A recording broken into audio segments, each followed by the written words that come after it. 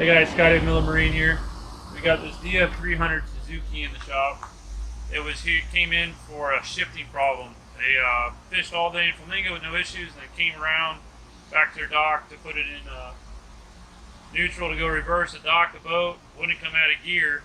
It was stuck in forward. Shut it off, turn it back on, still in gear. So come with me and I'll show you what's going on here on the lower unit. This is the first time I've ever pulled one of these apart on the lower units for the shifting for Suzuki's.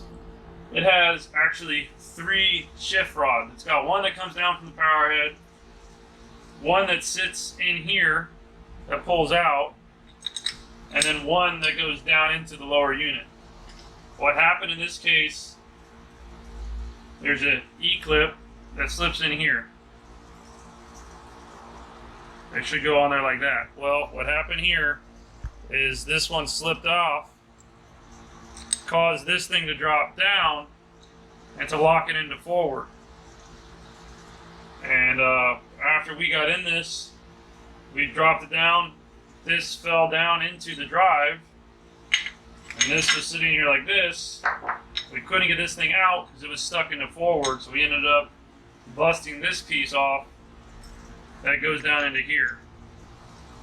And the top of this is grooved like so, and this pin here holds this in place. So we're able to get it apart. We got parts on order. We got a new one of these. We got some new E-clips. So hopefully tomorrow we'll have this thing back together. Browns Point Marine was so great. This piece was on back order, but they figured out that there's a newer version of it. They got that on order for us. They'll have it today, and they're shipping it down to us tomorrow. So next day we'll have it, and hopefully this thing back together by the weekend for the customers. So never seen anything like this happen on one of these motors. So it's interesting, but we'll have it up and running hopefully by tomorrow. So that's what we got going on.